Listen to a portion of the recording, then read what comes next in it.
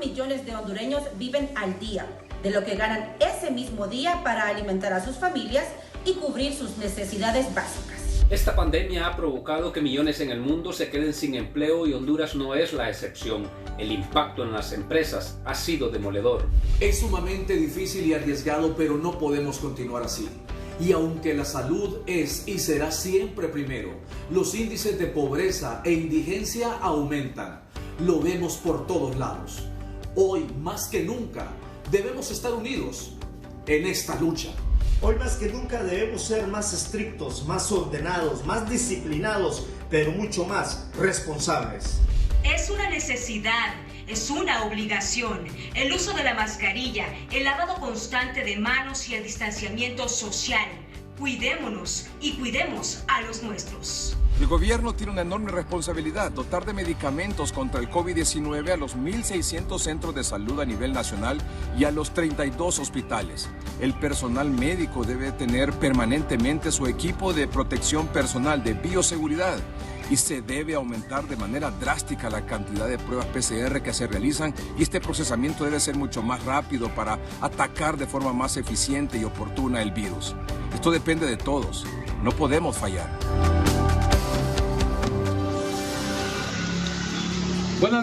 Buenas noches televidentes de Noticieros. Hoy mismo bienvenidos a una edición más de este Tu Noticiero. Lo más importante hasta los momentos: iniciamos aquí en Roatán, Islas de la Bahía, a raíz del contagio rápido de COVID-19 entre las personas de Roatán y el municipio de Santo Guardiola, pues se ha realizado una campaña masiva de realizarse las pruebas rápidas entre la población. Consultamos al doctor Ángel Vanegas. ¿Qué tan importante es que la población se realice esta prueba para frenar de manera inmediata el COVID-19 en Islas de la Bahía? Que por favor tomen conciencia, específicamente a nuestro pueblo de Roatán, ¿verdad? Que no tengan miedo de las pruebas rápidas, que no tengan miedo de las brigadas que están llegando a colonia, a los barrios, a las comunidades.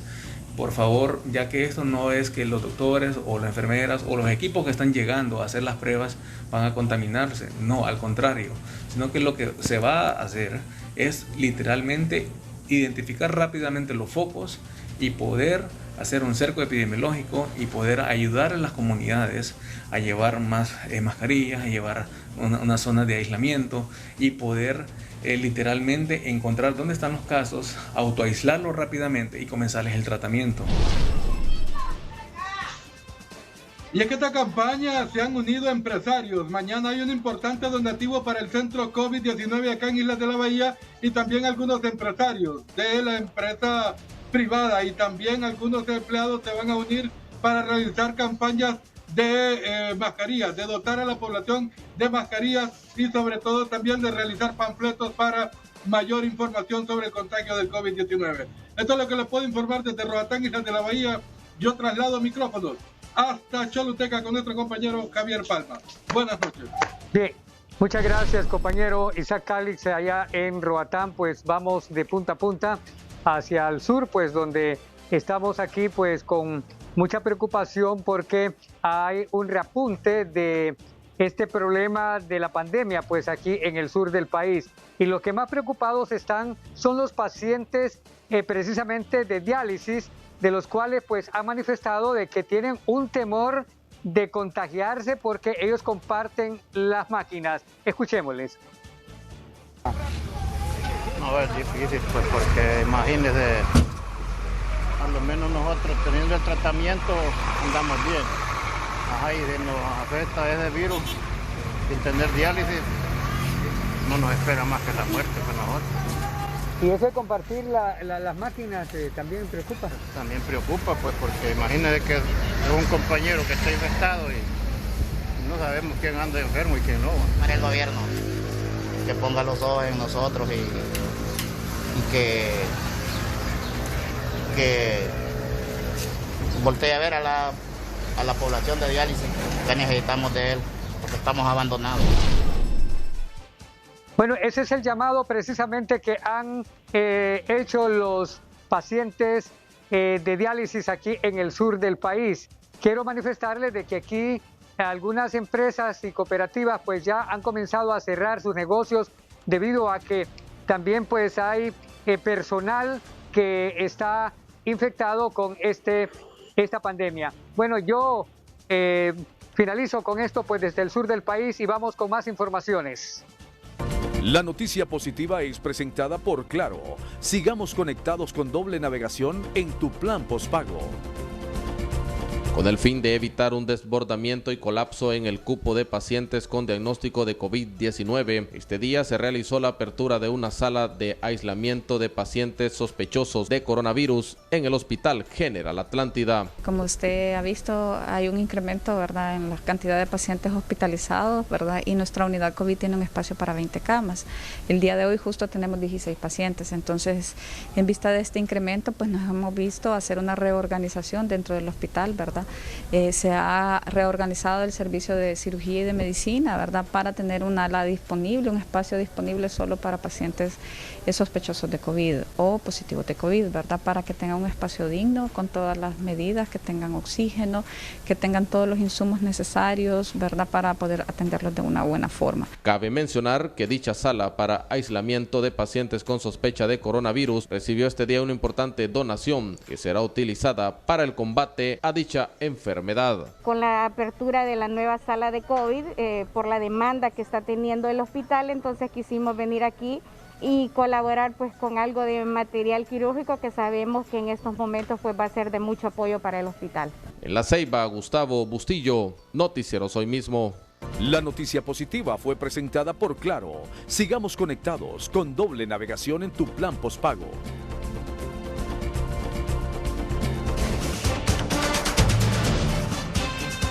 El pronóstico del tiempo es presentado por Jet Stereo. Estamos felices de recibirte con todas las medidas de bioseguridad. Visítanos con confianza. Aquí tu bienestar también está incluido. Buenas noches. Durante las próximas horas, a la espera de algunas lluvias en ciertos sectores del país a consecuencia de humedad que se ha generado por el Pacífico y por el Atlántico. Y es que ya ha salido una onda tropical que nos estuvo afectando, pero no descartamos las precipitaciones durante la próxima jornada, con temperaturas que se van a sentir agradables en los extremos del día. Aquí en la capital, la máxima temperatura se ha pronosticado entre los 27 y 28, sin descartar las lluvias. De igual manera, en San Pedro Sula, la temperatura será más alta, con 35 grados centígrados para mañana. En la ciudad de La Ceiba con 32. En el sur del país nos mantenemos con temperaturas bastante altas, alcanzando los 35 y 36 grados centígrados. Mientras tanto, en Roatán esperamos cielos de nublados a despejados. Desciende, o mejor dicho, baja el pronóstico de lluvias durante las próximas horas, no así en Comayagua, porque aquí probablemente las lluvias se registren en las zonas altas y montañosas, con una temperatura mínima entre los 21 y 22 grados centígrados. En resumen, las lluvias no las descartamos durante las próximas 24 horas, temperaturas agradables en los extremos del día, pero en el lapso entre las 11 a las 4 de la tarde sí sentiremos mucho calor. El pronóstico del tiempo fue presentado por Jet Stereo. Estamos felices de recibirte con todas las medidas de bioseguridad. Visítanos con confianza. Aquí tu bienestar también está incluido.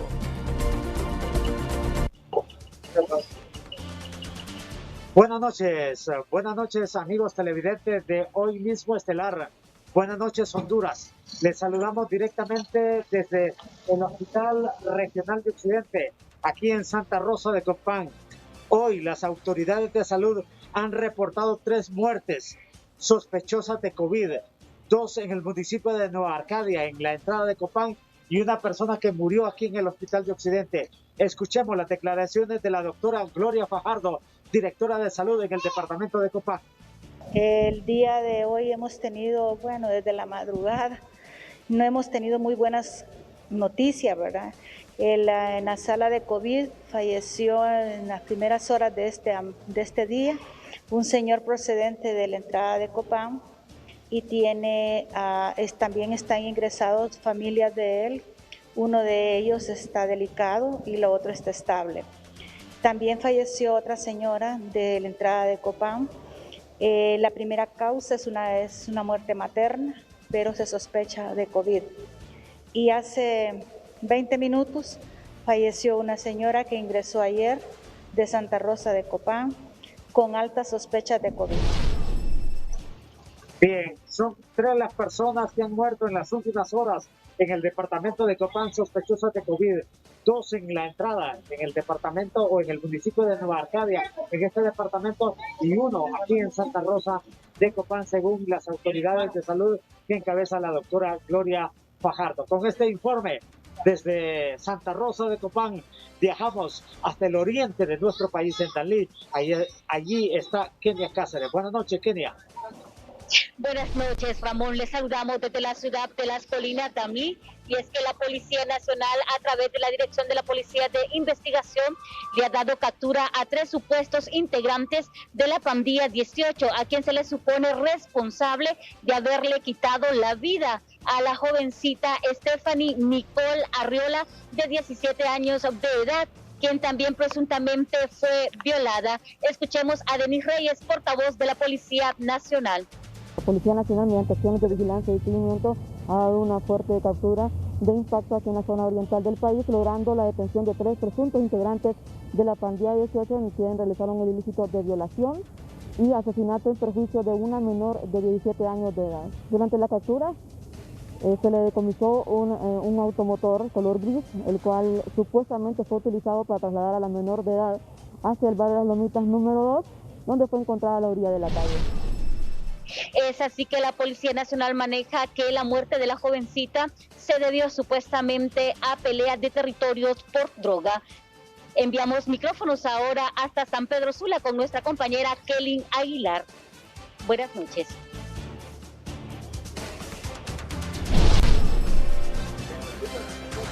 Gracias, compañeros en los estudios.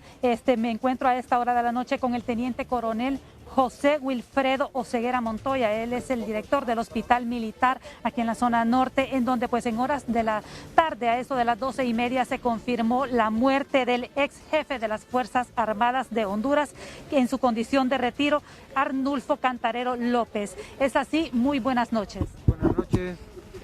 Sí, mi general Arnulfo Cantarero López, como sabemos, fue jefe de las Fuerzas Armadas en el año 1990 y él ingresó al hospital militar el 8 de junio de este año por problemas, como sabemos, la pandemia que estamos viviendo, por sospechas del COVID, también por neumonía que había adquirido en la comunidad y también por la enfermedad de Parkinson que él ha estado viviendo desde hace 15 años.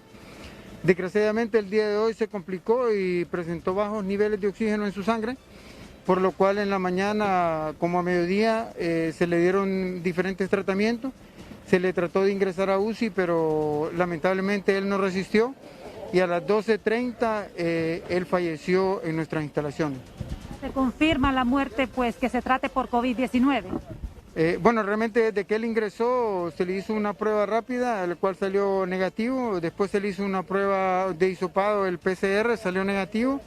Y el 17 de junio se le hizo una prueba de hisopado, el PCR, en el cual recibimos la notificación o la respuesta el día 23, que fue el día lunes, también negativo esa prueba.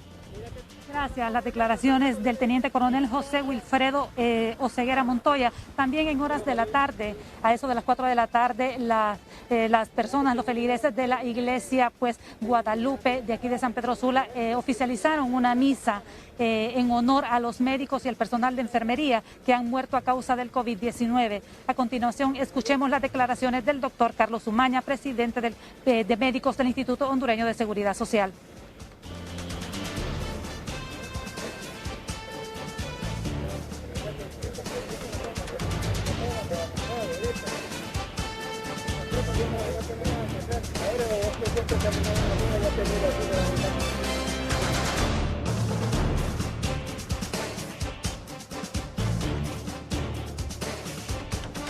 Sí, mire, la iglesia de la Guadalupe, la parroquia de la Guadalupe nos ha ofrecido una misa por todo el personal sanitario a nivel nacional. Hoy nos tocó representar a todos los colegas, enfermeras, médicos, técnicos en esta Santa Eucaristía, pidiendo por la salud de nosotros y en honor a las personas que ya van más de 7 que han fallecido como gremio de la salud. Por todos los colegas médicos, enfermeras, personal técnico, policías, bomberos, todo el personal de primera línea que ha fallecido, la Santa Eucaristía fue en honor a ellos. Este es nuestro informe aquí a esta hora de la noche aquí en la zona norte del país. Buenas noches. El precio del combustible es presentado gracias a Didemo Honda, la marca de motos número 1 en el mundo. El precio de los combustibles en Tegucigalpa: gasolina super 20.80 lempiras, gasolina regular 18.83 lempiras, diésel 16.05 lempiras, queroseno 10.72 lempiras, gas vehicular 37.68 lempiras, gas LPG 230.83 lempiras. El precio de los combustibles en San Pedro Sula: gasolina super 20.28 lempiras, gasolina regular 18.31 lempiras, diésel 15.51 lempiras, queroseno 10.18 lempiras, gas vehicular 34.09 lempiras, gas LPG 209.68 lempiras. El precio de los combustibles fue presentado gracias a Didemo Honda, la marca de motos número 1 en el mundo. Y estos son titulares de otras noticias importantes de hoy. Los titulares son presentados por Banco Ficosa. Comprar lo hecho en casa es tener corazón catracho, porque cuando consumimos lo nuestro, crecemos todos. Ficosa, tu salud está en tus manos. Consejo Nacional Anticorrupción interpone recurso de inconstitucionalidad contra el nuevo Código Penal que ya está en vigencia. Denuncian ante el Ministerio Público a grupo de diputados que convocó a sesión para abrogar el nuevo Código Penal. Foro Nacional de Convergencia, FONAC, pide al Consejo Directivo de Inves la suspensión de Marco Bográn como director ejecutivo. Al menos 25 personas fallecieron en las últimas horas en distintos hospitales de la capital sospechosos de COVID-19. Clínicas Periférica, del Hato de Enmedio y del Sitio reciben a diario al menos 40 o 50 sospechosos de COVID-19. Los titulares fueron presentados por Banco Ficosa. Comprar lo hecho en casa es tener corazón catracho, porque cuando consumimos lo nuestro, crecemos todos. Ficosa, tu salud está en tus manos. Este es su noticiero Hoy Mismo con Edgardo Melgar. Al menos, óigalo bien, al menos 25 personas fallecieron hoy, sospechosos todos de COVID-19. Esto ocurrió aquí en la capital. Más o menos diariamente, solo en la capital, fallecen entre 20 y 30 personas en distintos hospitales. Y no solo en hospitales, sino que también en los centros de triaje, como en el Sitio, como en el Hato de Enmedio, en el INFOP. Esto es lo que está ocurriendo aquí en la capital. Entre 20 y 30 personas fallecen a diario aquí, sospechosos de COVID-19. Esto no es un juego, esto es de vida o muerte. Estos son los detalles. Esta es la noticia del día. No existe día que no sea sepultada una persona en el Parque Memorial Jardín de Los Ángeles, lugar donde entierran a los muertos por COVID-19. En las últimas horas, en el Instituto Hondureño de Seguridad Social murieron 8 personas. En el Hospital Cardiopulmonar El Tórax 2, en el Hospital San Felipe 1, en el Instituto de Formación Profesional 1 y en el Hospital Escuela 13. El panorama es negativo. Que estos casos son los que están apareciendo de los contagios que se dieron pues 1 o 2 semanas antes, y hemos visto las aglomeraciones y la falta de cuidado en las personas. Quiere decir que estamos teniendo, y sabemos eso, que esperar una cantidad mucho mayor todavía. No nos va a bajar en un día, 2 días, en una semana, 2 semanas, esta cantidad tanto de personas infectadas como de la gente que puede fallecer por esta característica. Los más afectados en el Seguro Social son los hombres.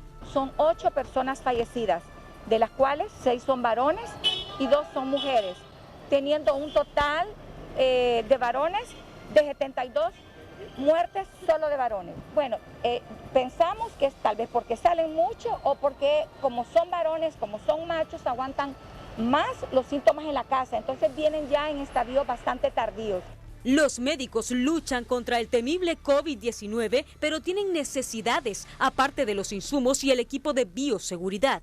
Tenemos problemas y ya lo reportamos eso, se nos arruinó la máquina de rayos X portátil y tenemos malo el tomógrafo, igual ya hicimos las gestiones en Sinajer y igual en Copec, el Sinajer Copeco, y con la ministra de Salud hicimos las gestiones ayer y esperamos que nos resuelvan eso pronto porque esto urge.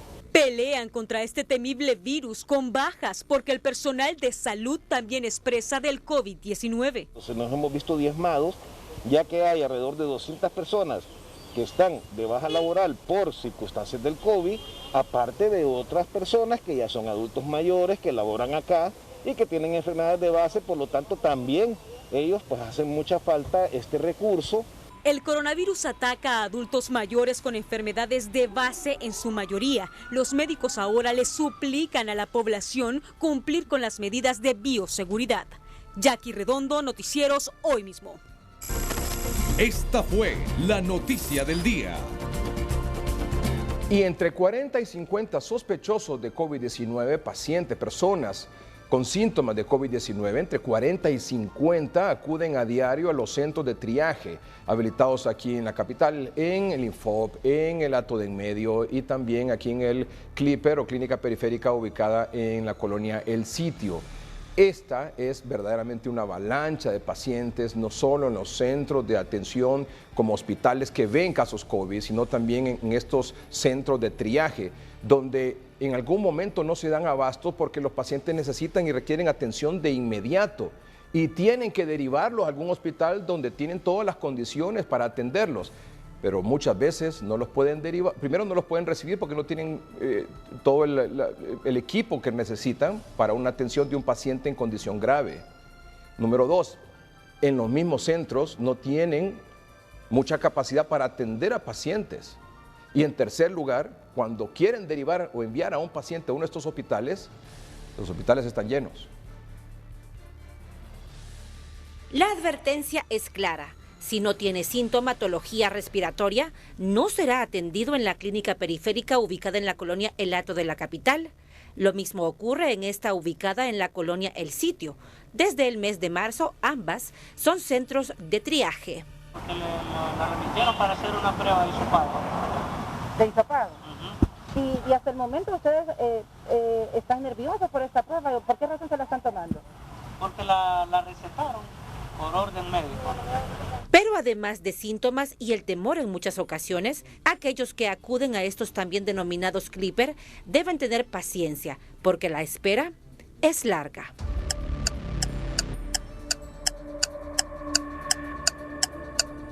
La demanda para la realización de pruebas de hisopado es cada día mayor.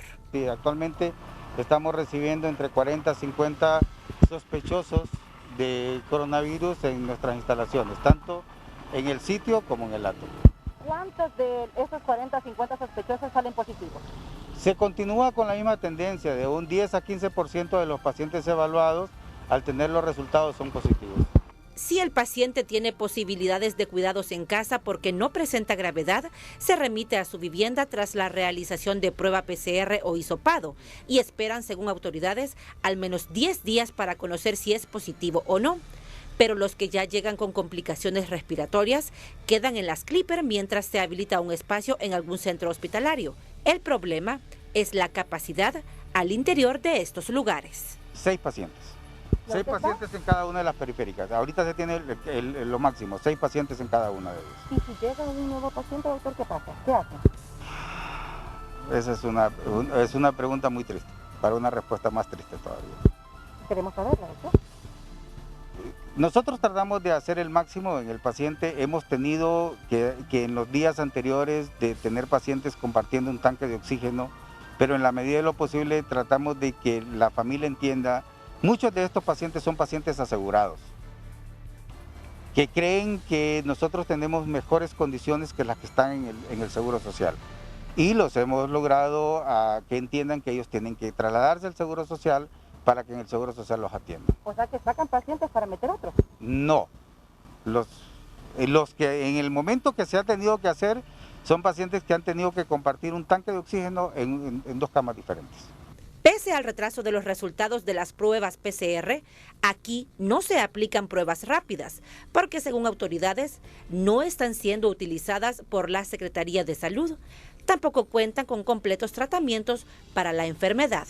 Como nosotros tenemos pacientes ya de segunda fase, entonces no tenemos maíz completo, o sea, tenemos acitromicina, tenemos ivermectina, que son los manejos que se están utilizando ya en la segunda fase. Pero las personas que vienen, por ejemplo, y que ustedes las envían nuevamente a su casa, ¿las envían con maíz o solamente con lo poco que tienen de medicamentos? Como la mayor parte de nuestros pacientes ya vienen referidos de los centros de salud, entonces ya vienen con su tratamiento. O sea, en el centro de salud los captan y nos lo refieren nosotros para que los evaluemos y decidamos en relación a los hisopados y el manejo intrahospitalario. Autoridades confirmaron que debido al desbordamiento en hospitales y a la cantidad de pacientes con sintomatología de COVID-19 que se presentan en las clínicas periféricas, en las próximas horas se habilitará esta ubicada en el barrio Las Crucitas como centro de triaje. Claudia Almendares, Noticieros Hoy Mismo. Y esperemos que así sea, que entre más centros de triaje se habiliten es mucho mejor la atención para los pacientes.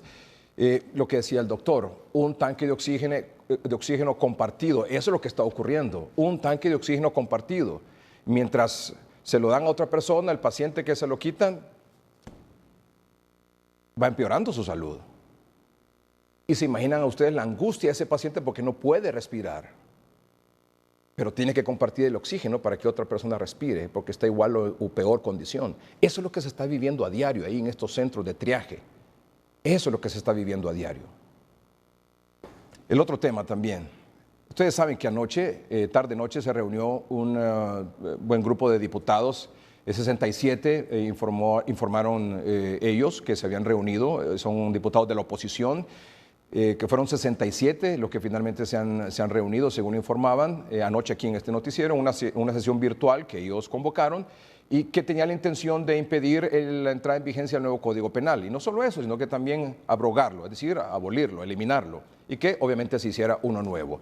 Hoy, ¿qué ha pasado? Bueno, hasta donde la información se tiene, entró en vigencia el nuevo Código Penal. Por un lado, se han presentado recursos de inconstitucionalidad contra ese nuevo Código Penal y se han presentado denuncias también en el Ministerio Público contra los diputados que participaron en esa reunión de ayer tarde y noche. Estos son los detalles. El nuevo Código Penal es de obligatoria aplicación con la entrada en vigencia. El Código Penal ya entró en vigencia. Entró en vigencia a las 12 de la noche. A las 12:01 entró en vigencia el nuevo Código Penal por Honduras. El quinto Código Penal en la historia de Honduras entró en vigencia ya. Ya está aplicándose desde el día de hoy. De manera que es una norma que ya está, por supuesto, no solo en vigencia, sino en plena actividad en los tribunales.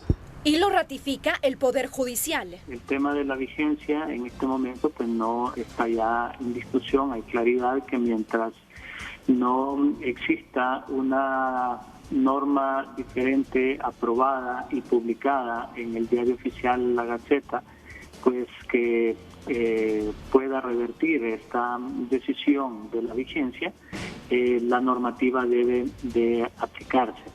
Ante la vigencia a partir de hoy, el Consejo Nacional Anticorrupción presentó un recurso de inconstitucionalidad argumentando la omisión de la opinión de la Corte Suprema de Justicia y la aprobación de artículos sin contar con números de votos requeridos para su aprobación, entre otros motivos. Este experto en derecho constitucional asegura que la vigencia del nuevo Código Penal es inconstitucional. Es inconstitucional porque el artículo 188 dice de la Constitución que usted no puede poner en vigencia nuevas leyes o nuevos delitos en materia penal mientras esté pendiente una suspensión de derechos constitucionales. En Honduras están suspendidos los derechos constitucionales. Entonces, de conformidad con ese artículo, ese código no debió de haber entrado en vigencia. El Congreso debió de haber empezado a contar la última vacatio legis de 45 días a partir de la terminación de la suspensión de los derechos. El artículo 188 de la Constitución de la República reza: el territorio en que fuesen suspendidas las garantías expresadas en el artículo anterior se regirá durante la suspensión por la ley de estado de sitio, pero ni en dicha ley ni en otra alguna podrá disponerse la suspensión de otras garantías que las ya mencionadas. Tampoco podrá hacerse durante la suspensión declaraciones de nuevos delitos ni imponerse otras penas que las ya establecidas en las leyes vigentes al decretarse la suspensión. Es categórico. ¿Y cuál era la ley que estaba vigente antes de establecerse el estado de excepción? Lógicamente que es el Código Penal anterior, que es el que debe seguirse aplicando mientras dure este estado de excepción. Los recursos de inconstitucionalidad pueden basarse en el artículo 188.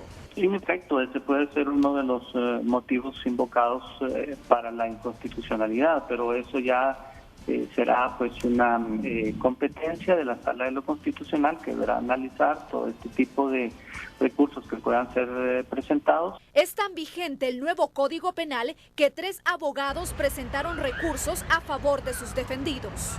Ya se han recibido, de acuerdo a los registros de este día, en esta mañana, aquí en Tegucigalpa, 2 peticiones específicas en los juzgados de ejecución, igualmente una en San Pedro Sula. No tenemos ninguna aún en los tribunales de sentencia que hayamos podido registrar.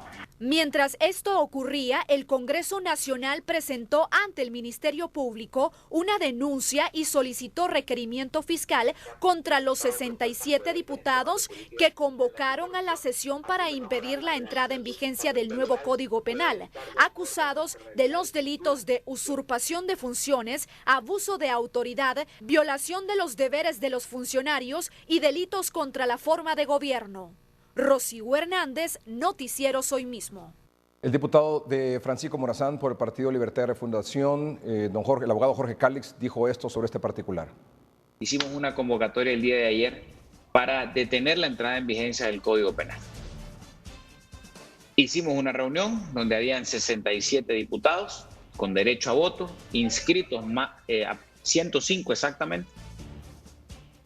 Y lo que hicimos fue tomar una decisión como diputados. Esa decisión fue comunicada al Poder Ejecutivo a través del ministro Valdías y él ha acusado recibo. ¿Qué procede? Procede que el Poder Ejecutivo la mande a publicar. Si se manda a publicar, el Código Penal pasará a la historia. El nuevo Código Penal. Si no se manda a publicar, el nuevo Código Penal se mantendrá en vigencia. Es así de sencillo. Hay que agotar todas las instancias. Ahorita presionar al Ejecutivo para que se pronuncie. El recurso de inconstitucionalidad es una vía también. En el caso nuestro, lo que procede es esperar el requerimiento fiscal que aparentemente viene por la denuncia que ha interpuesto el Partido Nacional en contra nuestra. Nos acusan de 4 delitos: violación a los deberes de los funcionarios, falsificación de documentos, abuso de autoridad y delitos contra la forma de gobierno. Así que en caso mío estoy esperando porque piden hasta orden de captura, que vengan a traerme, será mi casa, yo no me voy a mover, aquí voy a estar. Imagínense que el delito de violación a los deberes de los funcionarios ya no tiene pena. Nadie va preso por cometer el delito de violación a los deberes de los funcionarios. ¿Sabe quién comete ese delito? Usted no lo va a cometer, lo comete un político. Esto quiere decir que el código defiende a políticos corruptos, que el código defiende a narcotraficantes, que el código defiende a los que abusan y maltratan mujeres. Precisamente por eso, nosotros no podemos estar a favor y estamos haciendo lo que está en nuestro alcance para que una norma tan lesiva como esta no entre en vigencia. No podemos permitir que haya impunidad para los corruptos, menos en el marco de una pandemia donde se han robado todo el dinero. El objetivo nuestro es que se castiguen con rigor los delitos que en este momento más nos afectan, la corrupción y el narcotráfico. Estoy aprobando un código que reduce, por ejemplo, el delito de estupro a una pena de 6 meses, de 6 meses a 1 año, cuando hoy la pena mínima son 6 años. ¿Está viendo usted la cantidad de reducción? ¿Y cuál es la justificación? ¿Por qué estamos haciendo reducción de penas a los que violan a las niñas, a las menores? ¿Por qué? No tiene ningún sentido. Yo no puedo hacer eso. Sobre este particular, el ministro de la Presidencia, el señor Valdías, dijo hoy en su cuenta de redes sociales: he recibido en mi calidad de secretario de la Presidencia un email de parte del diputado Jorge Calix que contiene una certificación de un decreto de abrogación del Código Penal. Esta carta y su contenido será analizada de conformidad con la Constitución y la ley. Nos acompaña unos minutos aquí en el noticiero el doctor Hugo Noé Pino, expresidente del Banco Central de Honduras, docente de la Universidad Tecnológica Centroamericana, UNITEC. Doctor, buenas noches. Buenas noches, Edgardo. Un placer saludarlo. Gracias, el placer es nuestro, doctor. ¿Qué está pasando, doctor? Tenemos denuncias de irregularidades que presentó ayer la Asociación para una Sociedad Más Justa. Tenemos este asunto del Código Penal, tenemos esta pandemia que cada día causa más muertos, más contagiados, más incertidumbre, más ansiedad en la población hondureña. ¿Qué reflexión nos hace sobre lo que está pasando, doctor? Bueno, Edgardo, la verdad es que estamos en un momento histórico de lo más difíciles que ha vivido Honduras en el último siglo. La parte específica de la pandemia que nos está golpeando muy fuerte, como lo señalaban los reportajes que usted pasó al comienzo del programa, gente falleciendo, grandes filas en los hospitales, en los centros de salud. No sabemos todavía el alcance de esta pandemia en el bienestar de los hondureños. Tenemos una economía que ya se venía debilitando en los años anteriores. En los últimos 2 años la inversión extranjera bajó casi un 60%.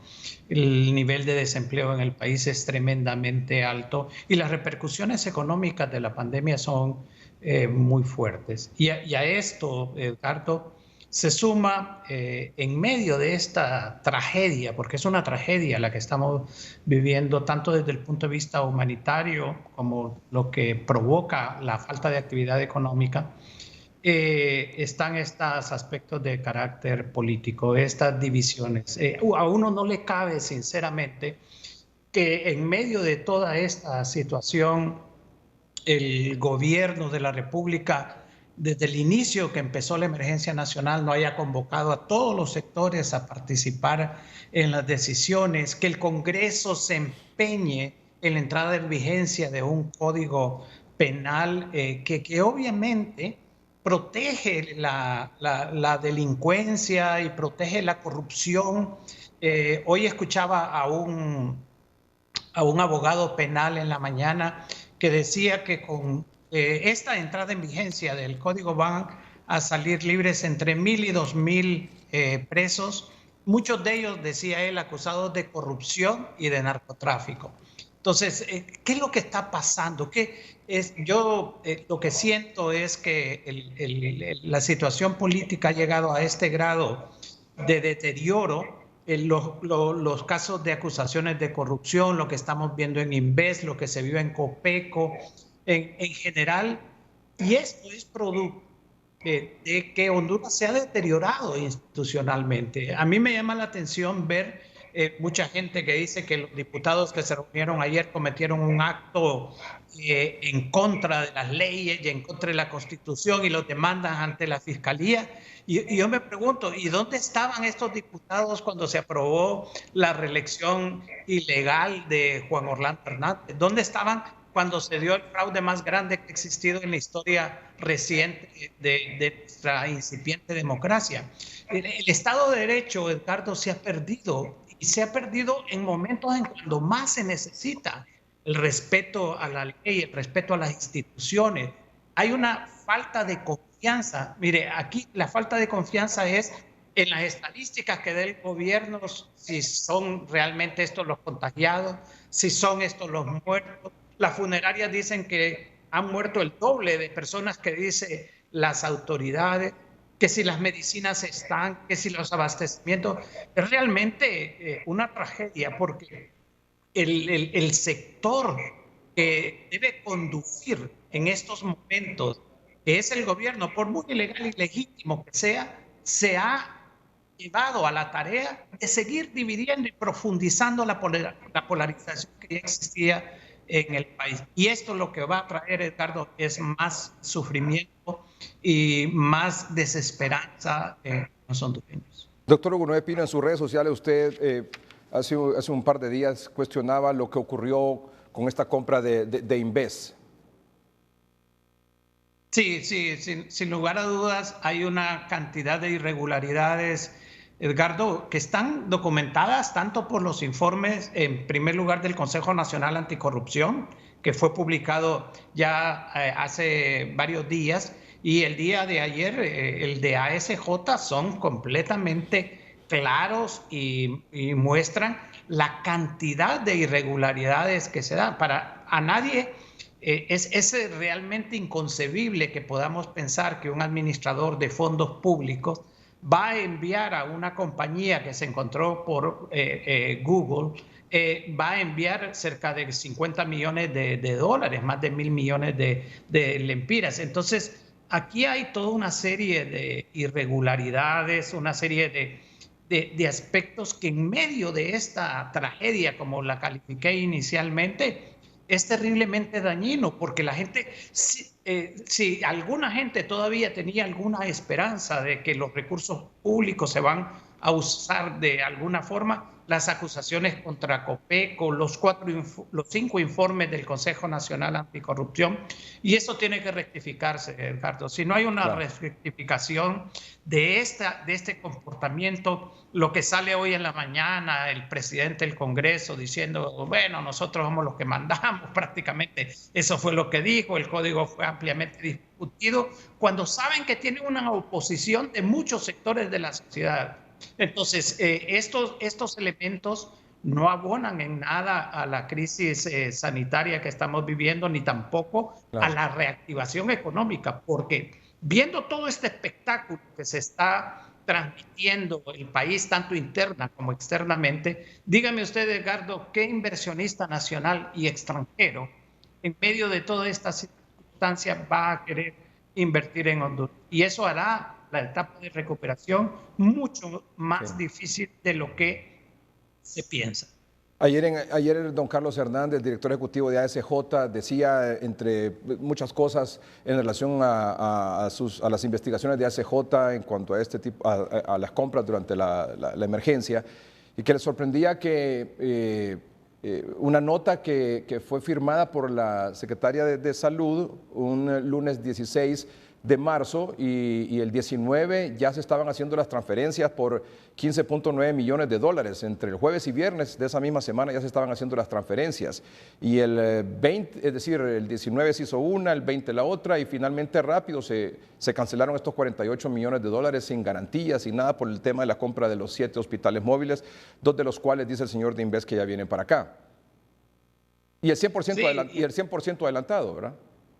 Sí, y la pregunta, cuando uno mira toda la información, se da cuenta, primero, que son 7 hospitales, ¿verdad? No solamente son 2. Segundo, que no hay ninguna fecha establecida relacionada con cuándo vienen los otros 5. Si es que llegan los primeros 2, no sabemos si van a llegar y en qué condiciones van a llegar. Fíjese, Edgardo, que a este momento, por lo menos yo no lo he visto en ningún medio de comunicación escrito o en la televisión o en la radio, no se sabe quién fabricó estos hospitales, porque como se le compraron a un intermediario y supuestamente la factura, la cotización que envió el intermediario es una cotización falsa, porque utilizó el logo de otra empresa que están buscando acusarlo criminalmente, o ya lo han hecho.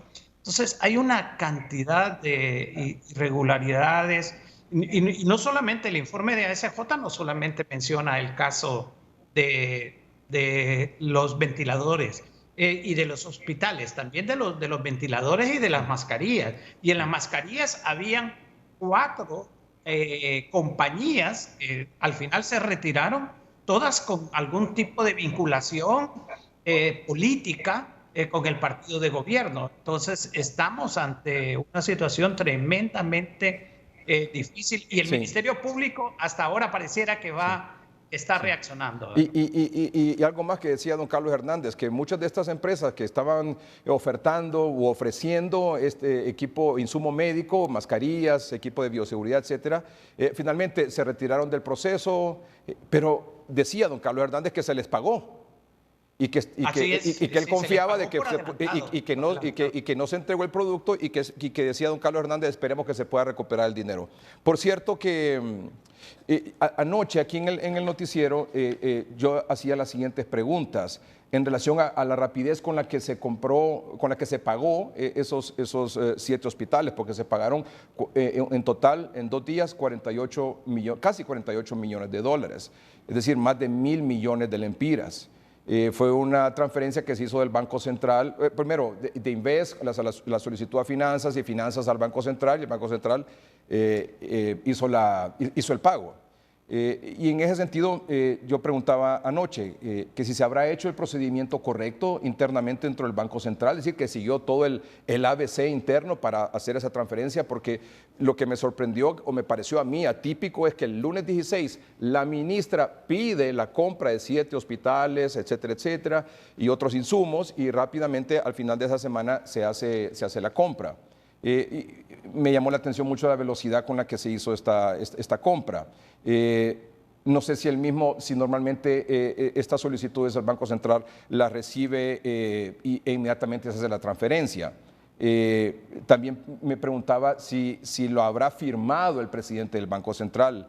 También dije que tal vez fue una situación de emergencia, que por la situación de emergencia quizás el presidente del Banco Central, dije tal vez el presidente del Banco Central había firmado. En ese sentido, fíjese, doctor, que recibí una nota con fecha 25 de junio que dice lo siguiente: con relación a lo manifestado en el noticiero hoy mismo estelar de TSI el 24 de junio de 2020, referente a la transferencia solicitada por Inversión Estratégica de Honduras, Inves, en el que usted señala textualmente lo siguiente: y en horas se hace una transferencia por esta cantidad. ¿Lo habrá autorizado el presidente del Banco Central? Tal vez fue una situación de emergencia a tal extremo que el propio presidente del Banco Central la firmó, la autorizó rápido y se hizo la transferencia en cuestión de minutos. Vean ustedes, cuando las cosas hay un interés claro, me imagino que por la emergencia se hacen tan rápido. Al respecto, me permito indicar lo siguiente. Uno, de acuerdo con el artículo 56 de la Ley del Banco Central de Honduras, todos los fondos de la hacienda pública, inclusive de las tesorerías especiales, así como los fondos distritales y municipales y demás dependencias y entidades oficiales serán depositadas en el Banco Central, de tal manera que las entidades mencionadas anteriormente se constituyen como cuentavientes del banco. 2. Las áreas operativas del Banco Central atienden este tipo de transacciones de conformidad a los recursos disponibles de sus cuentavientes. Sin embargo, de acuerdo al artículo 16 de la Ley Orgánica del Presupuesto, la administración de los recursos públicos corresponde a las respectivas instituciones descentralizadas o a los demás organismos públicos que por ley tuvieran atribuida esta facultad. Y 3 dice: por lo anteriormente expuesto, no es función de la presidencia ni del directorio autorizar o firmar las solicitudes de pagos locales o al exterior de sus cuentavientes. Por lo tanto, su afirmación, el propio presidente del Banco Central la firmó, la autorizó, es totalmente falsa, ya que no existe documento firmado por el presidente del Banco Central. En ese sentido, apelando a mi derecho de réplica, solicito que en su condición de director de Noticieros Hoy Mismo, aclare a sus televidentes la información transmitida de manera incorrecta con la lectura de esta nota en el mismo espacio donde se emitieron dichas aseveraciones. Wilfredo Rafael Cerrato Rodríguez, presidente. Bueno, un par de cosas sobre esto. En primer lugar, me parece que es importante la información que da el Banco Central aquí, en función de que no es función de la presidencia ni del directorio autorizar o firmar esas solicitudes de pagos locales o al exterior de sus cuentavientes. En este caso fue la solicitud de Inves, luego Finanzas y luego Finanzas al Banco Central. Cuando dice que yo afirmé que el propio presidente del Banco Central la firmó o la autorizó, pues yo rechazo totalmente eso, porque aquí no hemos acusado a nadie de haber firmado ningún documento, ni al presidente del Banco Central, ni al directorio. O sea que en esta nota, aquí en este punto específico, como decimos popularmente, el presidente del Banco Central está orinando fuera del guacal.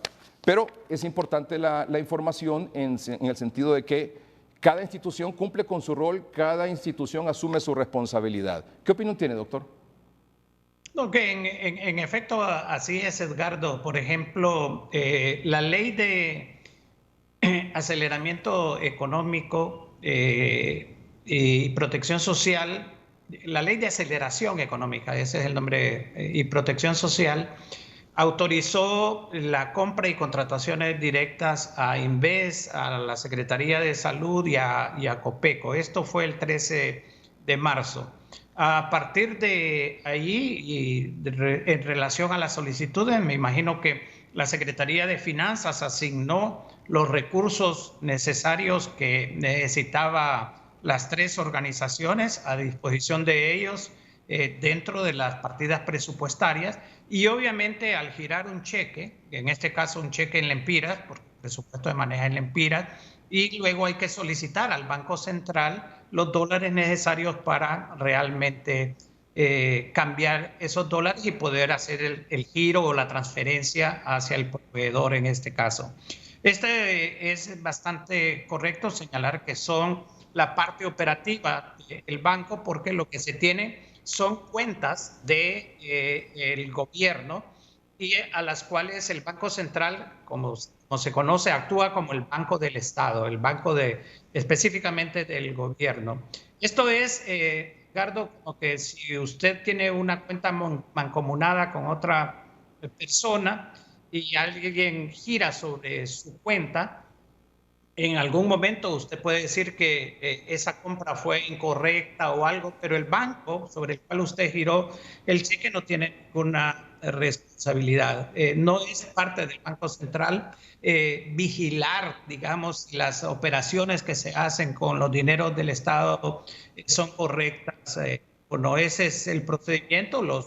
Esto sí, los departamentos del banco van verificando que Hacienda les haya hecho constar que los recursos están dentro del presupuesto y dentro de la institución y que por lo tanto se van a evitar. Ahora se han hecho tantos cambios, hay instituciones que tienen hasta sus propias cuentas y mandan directamente. Antes todo pasaba por tesorería de finanzas, pero ahora algunas tienen hasta sus propios recursos, lo cual ha contrariado mucho lo que debería de ser un sano manejo de las finanzas públicas. Claro. O sea que el Banco Central en este caso solo le da visa, solo hace la transferencia.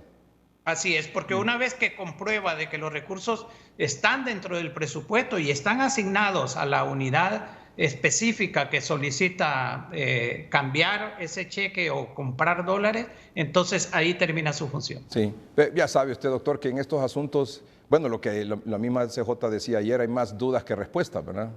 En todo en todo este proceso. Sí. Definitivamente, y es que eso es lo que pasa, Edgardo, de que encima de la tragedia que estamos enfrentando, cuando las cosas no se hacen transparentemente, cuando han habido en el pasado reciente acusaciones muy claras de desvío de la Secretaría de de Agricultura, de cerca de 280 millones de lempiras, de lo que se dio en el seguro social y lo que se han dado en otras instituciones, entonces la desconfianza, la duda, bueno, ¿qué es lo que tenemos? Tenemos una red realmente de corrupción, tal y como lo planteó la MASI.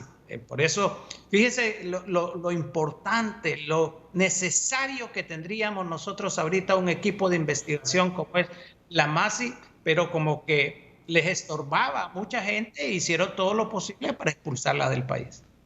Doctor, le agradezco siempre su participación aquí en el noticiero, su disposición para apoyarnos y darnos su opinión de lo que está pasando. Y compartimos la preocupación, es decir, todas estas preguntas, todas estas dudas, son preguntas que tiene el pueblo hondureño, es decir, así es. Y sobre todo en estas circunstancias. Aquí está el doctor Videa ya listo con su informe, ya verán ustedes lo que nos dice de esta última semana. Es realmente terrible que esto esté ocurriendo, o sea, tenemos tragedia sobre tragedia.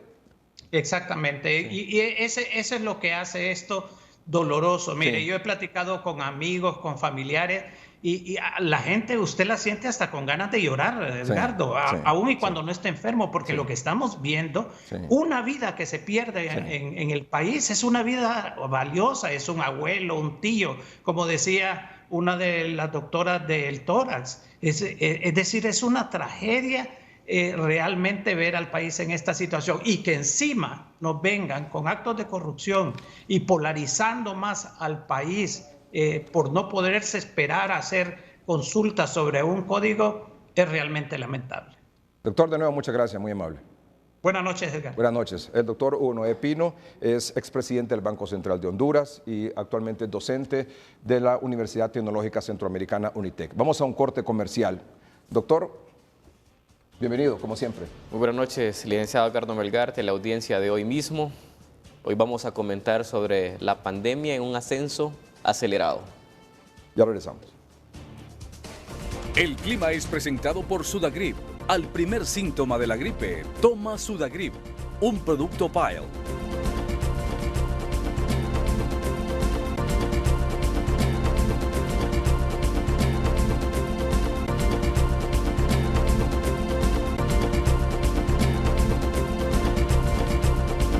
El clima fue presentado por Sudagrip. Al primer síntoma de la gripe, toma Sudagrip, un producto Pile.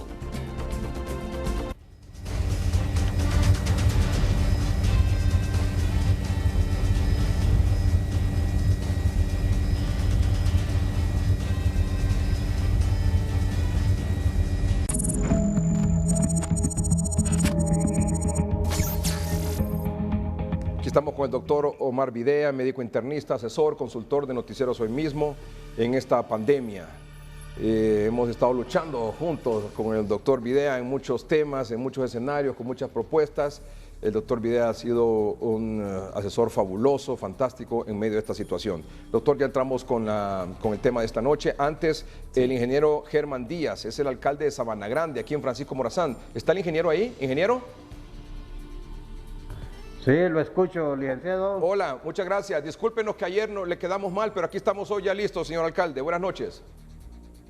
Buenas noches, licenciado, a usted y ahí al doctor Videas, al igual que a todos los televidentes de Hoy Mismo. Excelente, muchas gracias, ingeniero Germán Díaz, alcalde de Sabana Grande. ¿Cuántos casos tiene confirmados de COVID ahí, señor alcalde?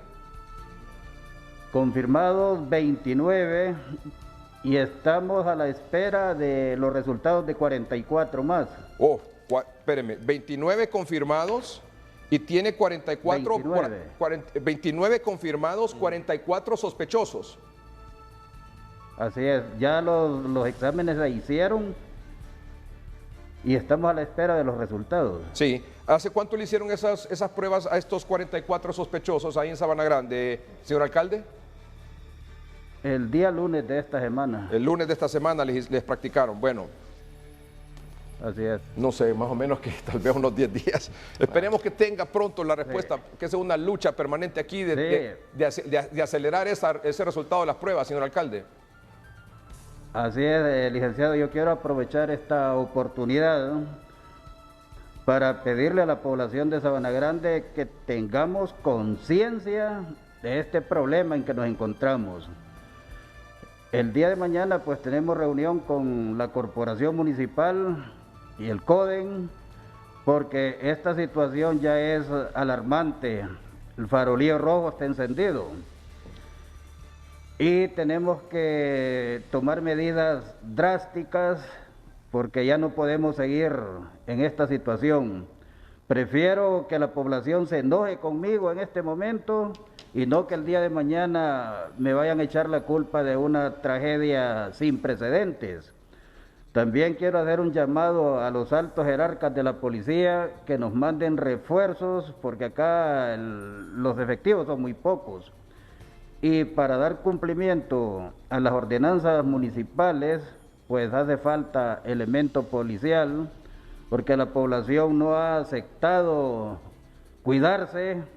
Todavía observamos jóvenes en los campos de fútbol, las cantinas están llenas aunque hay una ley seca, los cultos en la iglesia evangélica ahí están y esto no puede seguir así, no podemos seguir así. Mañana tomaremos medidas drásticas completamente, pero es en un afán de salvaguardar la vida de los pobladores de Sabana Grande. Por supuesto que sí, ese es el afán de todas las autoridades, esa es la responsabilidad de todas las autoridades, en este caso suya, señor alcalde, y las autoridades que lo deben acompañar ahí, los regidores y también la gente de salud y de la policía. Dígame una cosa, los 29 casos confirmados, ¿alguno de ellos fue hospitalizado, señor alcalde?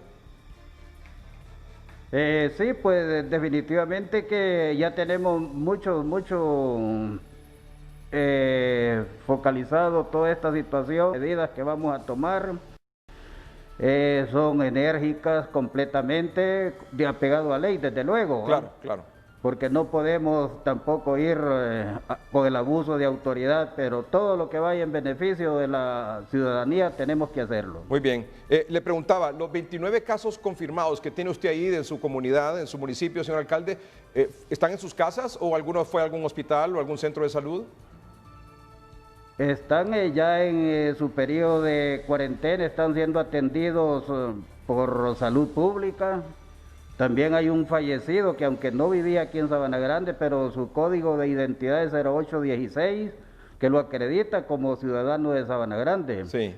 Los 28 restantes están en situación estable. Primero Dios que salgan bien librados de este problema.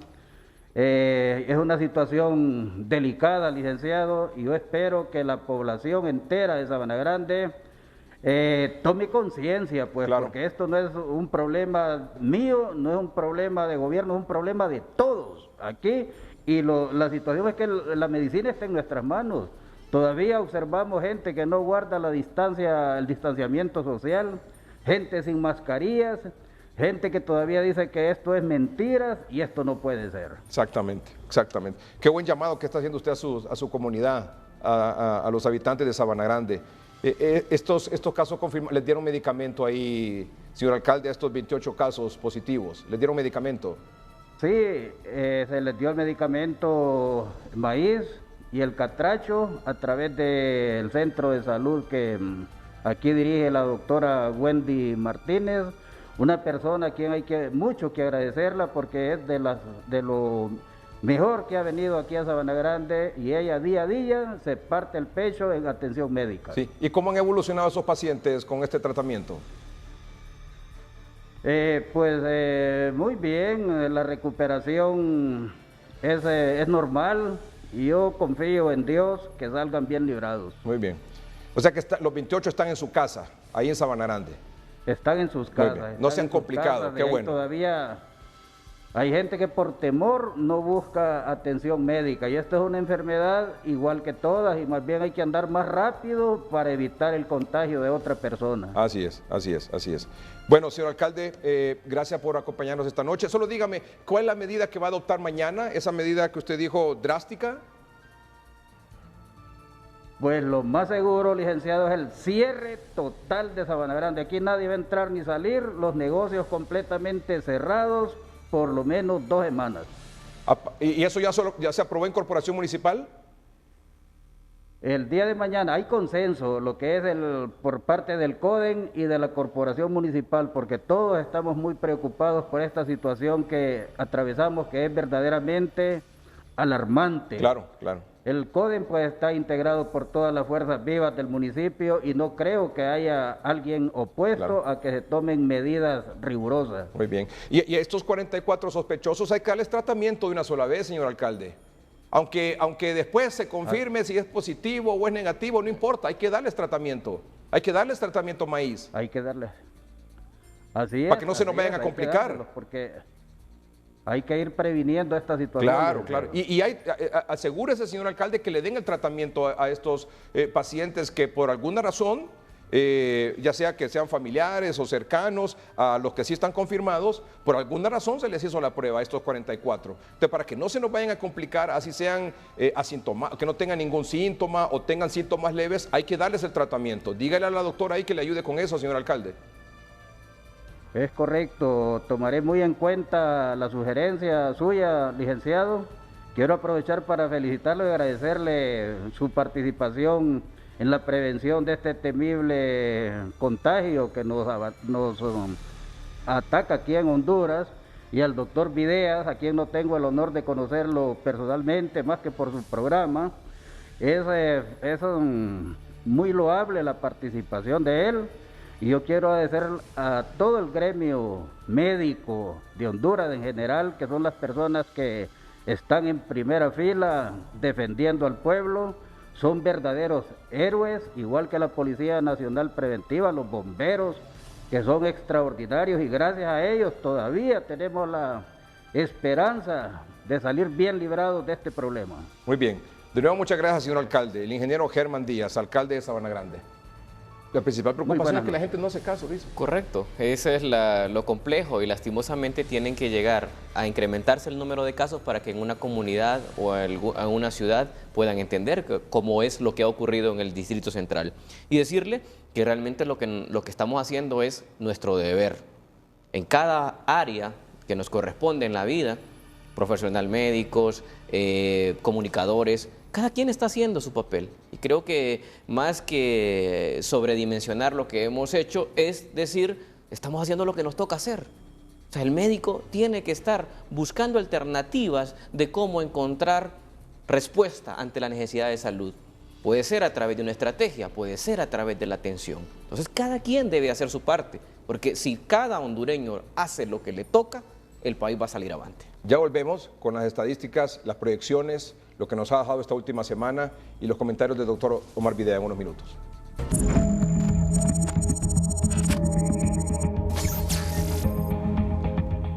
Bueno, ayer miércoles concluyó la semana número 15. Número 15. Hoy jueves, la semana número 15 con COVID-19 en Honduras. Así es. Muy bien, hoy jueves comenzamos la semana número 16. ¿Qué nos dejó como resultado esta semana número 15, doctor? Nos deja como resultado el mayor número de casos registrados en tan solo 7 días, donde hemos acumulado 4.272 casos. Habíamos tenido un pronóstico de que para esta semana vendrían 4.000, pero ha superado el pronóstico, el número de casos, pese a que el número de pruebas no tuvo un aumento significativo, pero la positividad en Honduras sigue incrementándose, o sea, la posibilidad que al momento de hacerse una prueba resulte positivo ha incrementado en esta última semana, o sea, aún más. De 100 pruebas que se hacen, ¿cuántas salen positivas? En este momento, ¿porcentaje? 47%. 47%. Y venimos de un 37% la semana anterior. El COVID-19 en Honduras por género, por favor. Ahí en el género sigue siendo el género masculino con el 55% y el género femenino con el 45% de todos los casos registrados de los 14.571 casos. Porcentaje COVID-19 por departamento de Honduras. Ahí llama poderosamente la atención cómo Francisco Morazán ha ido ganando terreno en esta pandemia, que se ubica en este momento en el segundo lugar, como ha permanecido en las 15 semanas, pero con un porcentaje del 36% de todos los casos, en comparación al departamento de Cortés con un 47%. El departamento de Cortés ha seguido bajando el porcentaje del total de los casos en función del aumento que Francisco Morazán ha tenido, y es tan solo 11% la diferencia entre Francisco Morazán y Cortés. La tendencia es aumento en Francisco Morazán. Igual vamos a ver aumento en Cortés, pero porcentualmente Francisco Morazán se sigue acercando al departamento de Cortés, que para las próximas 2 semanas pudiese superarlo. ¿Pudiese superarlo? En 15 días vamos a superar. Sí, es que el ascenso va aproximadamente 7 a 10% semanal que lleva Francisco Morazán. Lo que usted decía, ¿qué nos dejó? Es decir, esta semana es la semana que más casos se ha reportado. Como nunca. 4.272 casos. Sí, y de miércoles a miércoles. Y eso representa un aumento del 45% de los casos en comparación a la semana anterior, que se habían reportado 2.939. Y ahora tenemos 4.272, que representa un aumento significativo. Y vemos cómo se vuelve la verticalidad de la curva en ascenso. Por eso hemos dicho entre semana que esto es como un vuelo, donde usted va a alcanzar los 36.000 pies para tomar la altura y mantenerse. Bueno, ese es el ejemplo, estamos llegando ahí y estaremos llegando al pico máximo o a la altura mayor del recorrido que vamos a tomar cuando lleguemos a los 1.000 casos diarios que se vienen.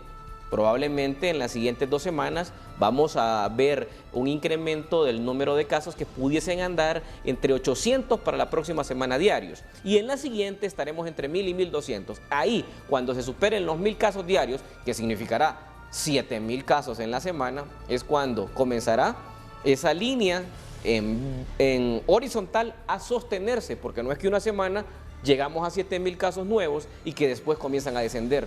En Estados Unidos van ya 5 semanas en mantenimiento de esa curva. O sea, en Estados Unidos se reportan entre 30 y 35.000 casos diarios, y de los cuales eso se mantiene en una tendencia de las últimas 5 semanas. Distribución acumulada de COVID-19 Honduras. Y eso 14.571, con el dato de ayer, ¿verdad? Que tenemos hasta el día de hoy, hasta el reporte que va a iniciar la semana número 16, y venimos de 10.299 casos para tener en este momento una cifra de 14.571, incremento de 4.200 casos. Sí. Sin duda alguna un aumento vertiginoso de lo que es el virus. Vean, por ejemplo, aquí esta gráfica que siempre es interesante para el departamento de Cortés y Francisco Morazán. En el departamento de Cortés se reportaron 1.800. La línea roja. Sí, en Cortés estamos con 1.501 casos. 1.501 casos cuando la semana anterior tenía 840 y había mostrado un descenso en comparación a la semana número 13 del 10%. Sí. Pero aquí mismo había... De 925 bajaron a 840 en una semana, pero en esta última semana... 1.500. Un aumento del 78%, el departamento que más creció. Y ¿esto es porque están haciendo más pruebas? Están haciendo más pruebas, 1 y 2...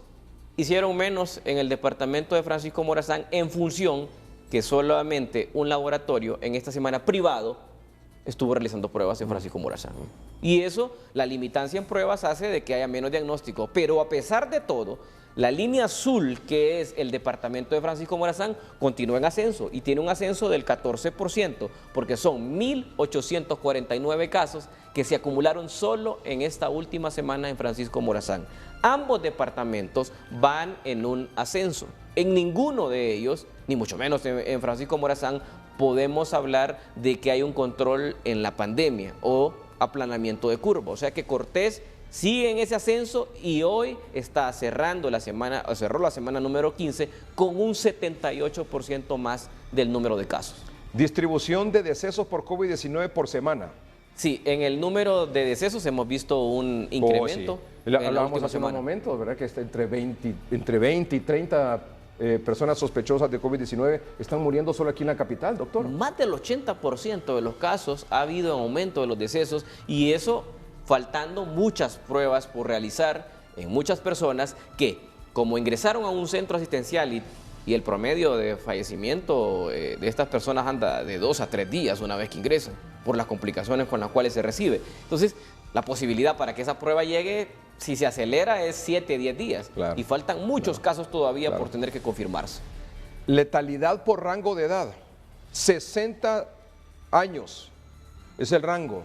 Sí, correcto. Ese número dentro de 61 a 80 años, que representa 170, eso representa y sumamos la cantidad de casos en edades mayores de 80 y decimos, esa población mayor de 60 años que se ha venido discutiendo en las últimas semanas, está representando en el país el 52.6%. La sumatoria. El 52% de las personas que fallecen por COVID-19 o sospechosas de COVID-19 y confirmadas de COVID-19 son mayores de 60 años. Mayores de 60 años. Sin descuidar también un dato importante, que en las edades comprendidas entre 41 y 60 años son el 36.2%. Y si sumamos los demás la de 40, o sumamos los de 40 años en adelante, representan el 88.8%. ¿Qué significa eso? Que las personas que han fallecido, 9 de 10 tienen más de 40 años. O sea, es una población joven, por eso el promedio de edad, pese a ese número de personas mayores de 60 años, el promedio de edad de fallecidos es de 60 años. Sí, por eso, por la cantidad de personas arriba de 40 años y menores entre 40 y 60 están falleciendo. Correcto, sí. Así es. Letalidad COVID-19 por departamento de Honduras. En departamentos vemos cómo Cortés mantiene ese promedio de 60.2% en relación al reporte de fallecidos, pero vemos el incremento que ha tenido Francisco Morazán con un 26.6%. La semana anterior comenzaba a sumar y alcanzar el 20%, pero el número de decesos en el departamento de Francisco Morazán en la última semana de los confirmados, que pueden ser decesos de los últimos 10 días, y sabemos qué ha ocurrido con los reportes que el noticiero ha dado constantemente, día tras día, del número de sospechosos que en sala de COVID han muerto en Francisco Morazán y principalmente en el Distrito Central, que hace sospechar que por el aumento de Francisco Morazán va a descender el número de fallecidos en Cortés y que Francisco Morazán va a llegar a superar el 30% para la próxima semana en el número de decesos confirmados hasta la fecha de la semana 16. Este dato es el porcentaje de la positividad. Este es un mensaje claro, ¿verdad, doctor? Aquí, sí.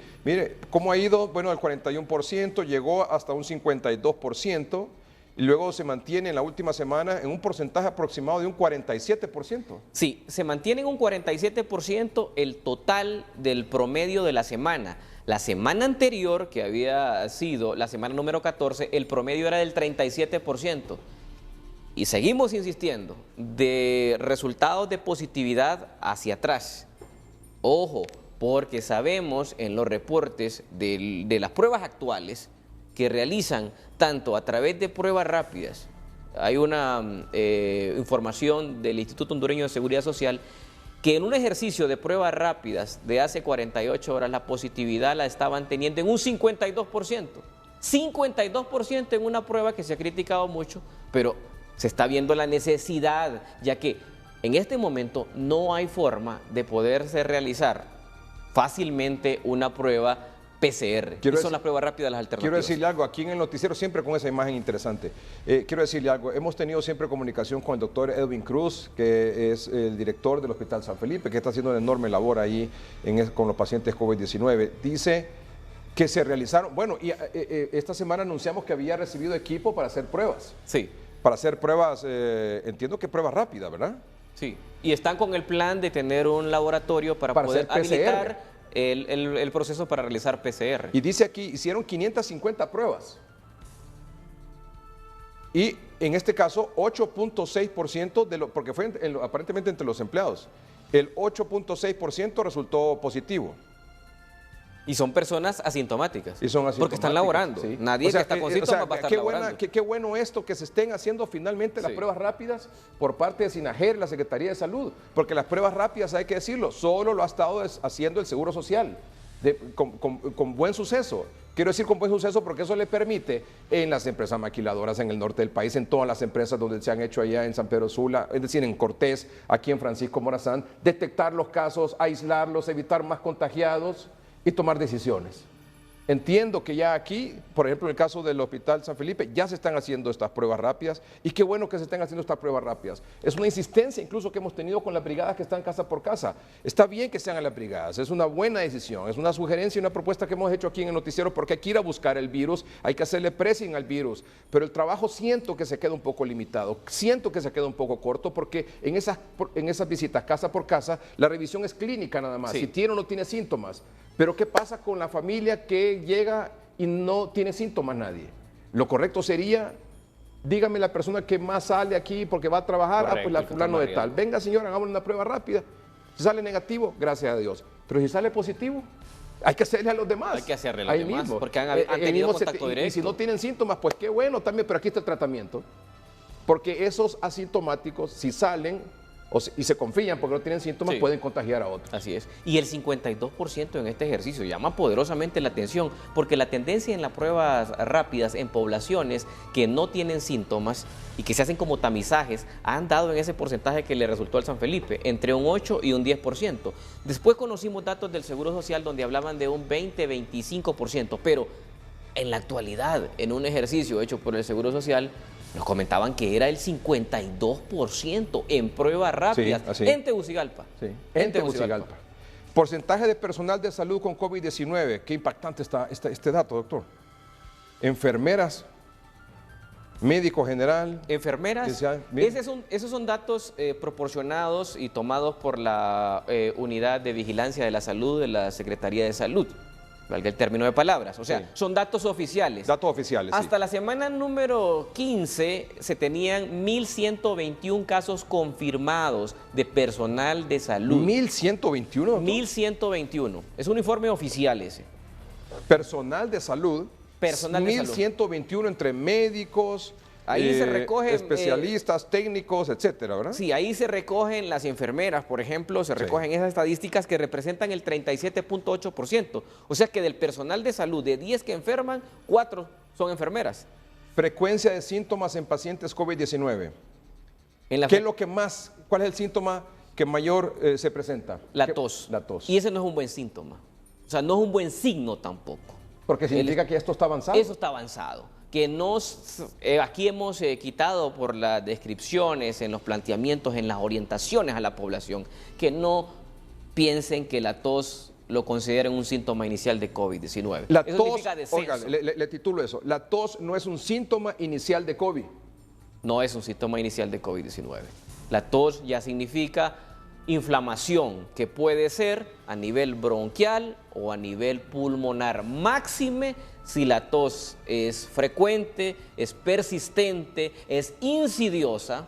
Si eso es así, ya no lo considere como normal. Y como hace aproximadamente un mes y medio presentamos unas gráficas similares, y aquí en el noticiero, donde era la tos el síntoma principal. Entonces, si una persona está llegando con el síntoma principal, la tos, el COVID ya está avanzando. La tos no se va a presentar en los primeros días, en su gran mayoría. Y les explico por qué. Porque nosotros tenemos en nuestros estudios más de 200 personas donde a nivel de atención primaria solo un 5% presenta tos cuando lo abordamos. Y el síntoma principal es ese síntoma que se ve como dolor de garganta, que se está ubicado en la 4ª escala. Esa persona que llega solo con dolor de garganta es el que comienza con los síntomas. El dolor de la garganta, en lo que nosotros hemos visto con un estudio que vamos a presentar para la próxima semana, 200 personas ya en manejo comunitario, ambulatorio. El síntoma principal es el dolor de garganta. Esos son los que llegan temprano.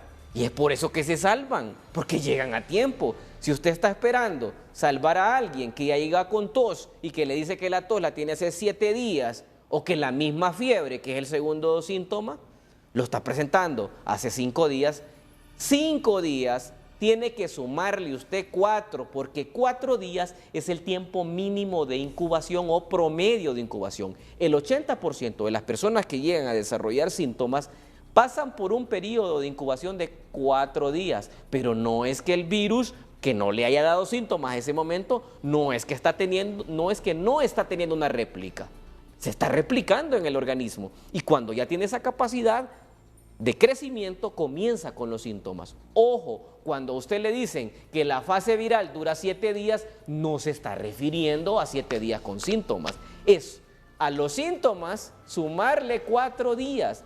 Entonces, licenciado Melgar, ¿qué es lo que queda? 3 días para actuar, máximo, 3 días para actuar. Si usted se pasa de 3 días con síntomas, la fase pulmonar lo está esperando. Y en fase pulmonar, estemos claros, el tratamiento maíz no va a tener la efectividad que se requiere, porque se implementa ahí el maíz AAA y el esquema catracho, que se está empleando en este momento. Y es cuando ya se necesita oxígeno, ¿verdad? ¿Cuándo se necesita oxígeno? Sí. ¿Cuánta población ahora está llegando requiriendo oxígeno? Pues casi toda la que llega a los hospitales. El tratamiento maíz le va a funcionar si usted se lo toma cuando tiene ardor de garganta. Cuando están los síntomas. O tiene dolor de cabeza, o tiene fiebre, pero ya cuando está con tos, ya es maíz AAA o catracho. O catracho. Y oxígeno. Y oxígeno. Ya la cosa se complica. Y oxígeno. No espere usted seguir con esos síntomas que vayan progresando, porque es bien importante explicarle a la población. En primer lugar, tiene que acudir y saberle definir cuáles son los síntomas que deben de hacerlo urgir. Si ya fue a la evaluación y comienza con el dolor en el pecho o está con una tos insistente, debe de volver, porque probablemente ya se llegó tarde al momento de dar su tratamiento. Vamos a hacer un corte comercial y regresamos con el análisis final, un par de cosas importantes que hay que decir sobre este particular y buenas noticias también que hay que decir sobre este tema del COVID-19 aquí en la capital. Ya volvemos. Bueno, estamos concluyendo el programa. Doctor, vea las preguntas que le voy a hacer. Antes de eso, el New York Times, un artículo en el New York Times dice que los casos de Estados Unidos son probablemente 10 veces más altos que el recuento oficial. Dicen en el CDC, ¿los del CDC son, doctor? La Agencia de Control de Enfermedades Infecciosas. Muy bien. En Estados Unidos. Dice esa agencia que son 10 veces más altos de lo que están reportando. En ese caso, bueno, usted ya lo ha dicho aquí, sí, en innumerables ocasiones, aquí tenemos 10 casos, probablemente tenemos 10 más. Así es. Y hemos dicho de que por cada caso hay 10 casos más. Sí, y en el mundo se nos dijo al inicio que eran 3, después se hablaba de 5. Acá hace más de 2 meses venimos hablando de que por cada caso hay 10. Y ese mismo concepto es el que manejan ahora en Estados Unidos, sí, y avalado por una institución ya, claro, de prestigio que tiene la vigilancia del número de casos. En ese sentido, la pregunta es, la primera, ¿cuántos casos hay en Tegucigalpa, en su opinión? En Tegucigalpa habrían 50,000 casos. y 70,000 en el departamento de Cortés. Y si me sigue preguntando, yo le digo, hay 5,000 casos en Lloro y 4,500 casos en el sur del país, en Choluteca. Ojo, en Choluteca y Valle es una cosa. Lo hemos pronosticado permanentemente hace una semana. Mucho cuidado con la zona sur, dificultades para poder hacer pruebas diagnósticas y eso puede crear una falsa percepción de control de la pandemia. Sí. Me dice el subsecretario de Salud, el doctor Neri Cerrato, que están haciendo pruebas rápidas también con los centros penitenciarios, sí, ¿no? Lo cual es sumamente importante también. Eso de las pruebas rápidas es clave. Y es importante que como estrategia el Estado haya adoptado esto de las pruebas rápidas, que entiendo yo que han adquirido en estas últimas 48 horas 10,000 pruebas rápidas. En esos centros de hay que distribuirlas. Exactamente. Bueno, me dijo que en Tegucigalpa debemos de tener unos 50,000 casos. 50,000 casos y 70,000 casos en Cortés. A nivel nacional, ¿cuántos casos tendríamos? 150,000 casos. A esos hay que irlos a buscar. Hay que irlos a buscar. Bueno, actualizamos la estrategia y las propuestas de noticieros hoy mismo. Atención. Actualizamos la estrategia y las propuestas de noticieros hoy mismo. Con esto cerramos. Ya estamos en la fase 5, que es la fase de saturación de hospitales, donde no hay cupo. Vean ustedes, esta es la estrategia en la fase 5. Brigadas médicas casa por casa para identificar a los sintomáticos y con pruebas rápidas detectar asintomáticos y entregar el tratamiento maíz. Habilitar más centros de triaje que funcionen como hospitalitos en las zonas de mayor contagio. Los hospitalitos deben contar con médicos y enfermeras para atender pacientes leves y moderados, suficiente oxígeno, tratamiento maíz y los insumos que sean necesarios. Cada hospitalito debe tener una ambulancia para trasladar pacientes graves a un hospital según la disponibilidad de cada hospital. Habilitar una red de comunicación fluida, 24 horas, los 7 días de la semana, entre los hospitalitos y los hospitales, para facilitar el traslado de pacientes graves. Ampliar al máximo la capacidad de los hospitales que atienden pacientes graves y críticos, que eso ya se está haciendo. Cada hospital está haciendo tremendo esfuerzo en ese sentido y hay que decirlo, valorarlo y reconocerlo. Fortalecer los hospitales regionales con médicos y enfermeras, además de oxígeno, tratamiento maíz y los insumos que sean necesarios. Totalmente de acuerdo. Un planteamiento lógico que abarca diferentes aspectos, no solamente el hecho de la ampliación, no solamente empezar en los hospitales, no solamente empezar en cupo, porque vamos, hoy abrimos y hoy se llena, pero esto va a seguir. Entonces va a llegar un momento que no vamos a poder poner los pacientes en ningún lado. Y si no llegamos y hacemos el ataque directo al virus y lo vamos a agarrar pues de frente, porque si no, vamos a quedar esperando y vamos a terminar contando una alta tasa de fallecidos en el país. Nos alegra mucho la información que nos trae el doctor Videa, que Sinajer ha comprado. Tengo entendido que son más de 10,000 pruebas rápidas. Eso es buena noticia. Ojalá que las puedan distribuir a nivel nacional, sobre todo en los municipios donde hay más casos contagiados. Y que se pueden hacer esas pruebas rápidas. 10,000 pruebas que deben de utilizarse o pues invertirse en estudios de estas poblaciones en esta semana. Claro.